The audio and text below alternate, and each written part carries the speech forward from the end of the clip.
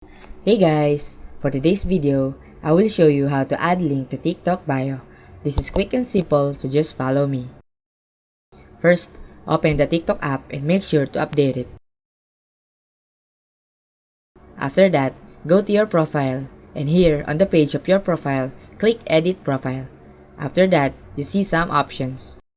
If you scroll down and if you wanted to link your Instagram profile on your YouTube channel, just click here in the social to add Instagram to a profile or to add your YouTube channel to your profile.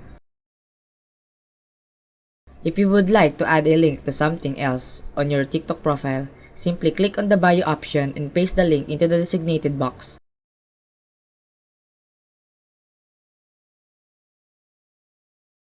Then, click on the save button located at the top right corner of the screen. And your changes will be saved. So there you have it. Very easy and simple. Thank you for watching and please don't forget to subscribe.